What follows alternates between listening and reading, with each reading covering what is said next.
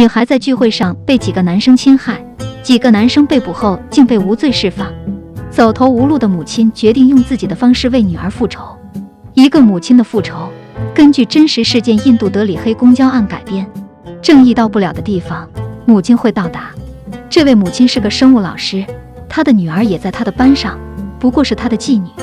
女儿并不认可她，平常对她爱答不理，甚至在家也会叫她老师。这天课上有个男生小健给女儿发了不雅视频，母亲发现后二话不说把他的手机扔出了窗外，并叫他叫家长。从此小健便对母女俩怀恨在心。女儿要去参加派对，他精心打扮了一番，就跟朋友出门了。出门前母亲嘱咐他注意安全。那个男同学小健也在派对上，小健上去搭讪，不仅被拒绝了，还被骂了一通。母亲不放心，给他打了电话，他告诉母亲自己40分钟后到家。刚挂断电话，他就被小健一群人劫持了。那群人把他侵害之后，以为他不行了，就顺势把他扔下车，踢进了下水道。母亲又打了好多电话，女儿都没接。由于丈夫出差，她只能自己来派对找，没找到。她来到警局报警，警察说今天是情人节，女儿可能跟男朋友出去了，不想告诉你而已，说每天都有这种案件，让她不要担心。某天早上，女儿在下水道被人发现，母亲匆忙赶去医院，推开门看到躺在重症监护室的女儿，她泣不成声。医生告诉她，有人试图勒死女儿，她的身体也被人侵犯了。听到这些的母亲根本承受不住，崩溃大哭。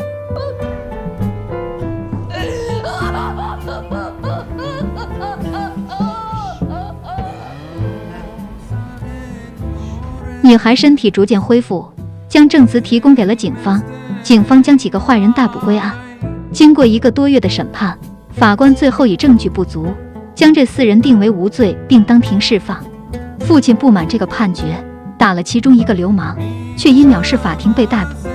可笑吗？4个强奸犯被无罪释放，因为不满动手打人就被逮捕。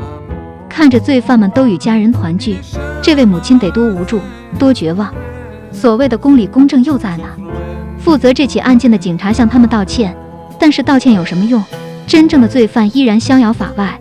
女人对警方和司法已经不抱任何期望了。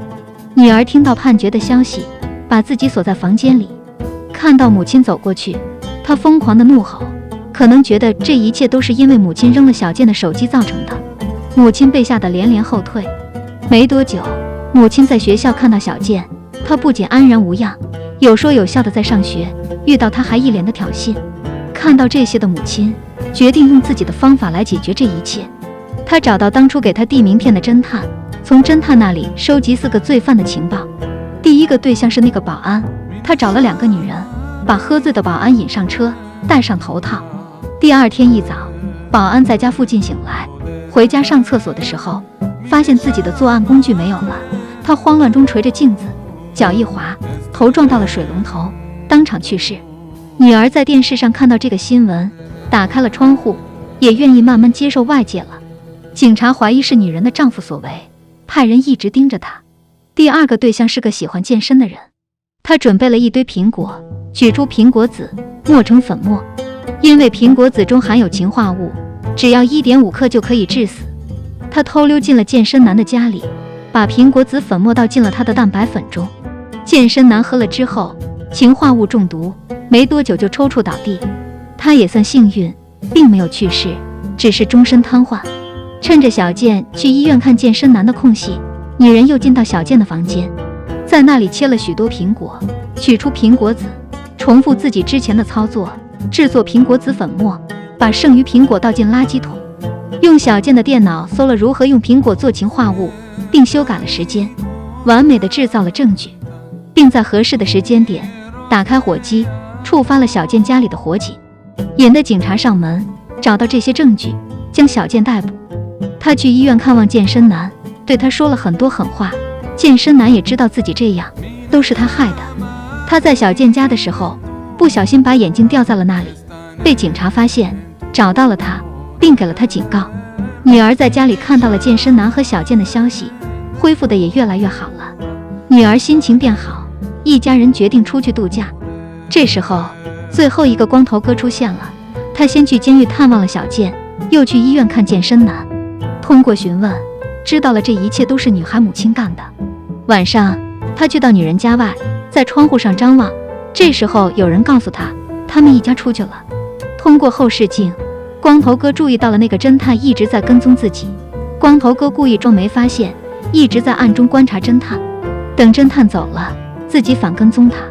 第二天，侦探刚拨通女人酒店的电话，就看到了光头哥出现在自己办公室。他把侦探打了一顿，抢了他的手机，拨通了刚刚的电话。这次是度假别墅的管家接通了电话，并说出了住址。随后，光头哥一枪射击了侦探。警察在检查侦探遗体的时候，发现了他眼镜里的摄像头。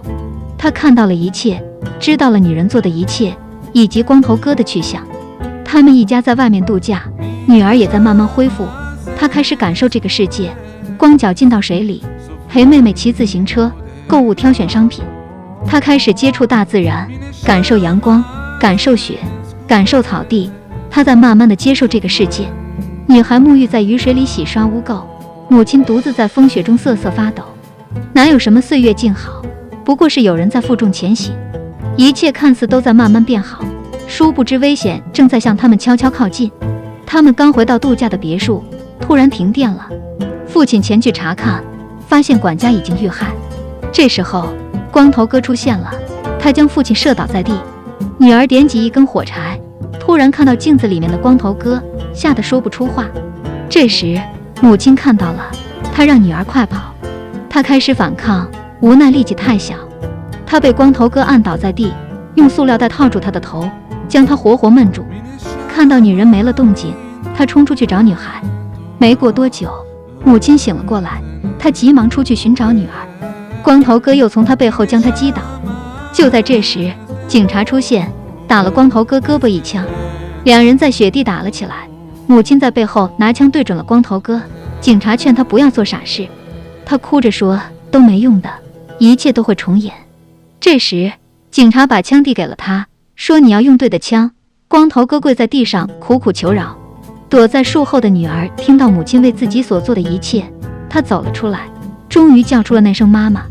这声妈妈给了她力量，她快速地按下扳机，这个恶贯满盈的罪犯终于倒地不起了。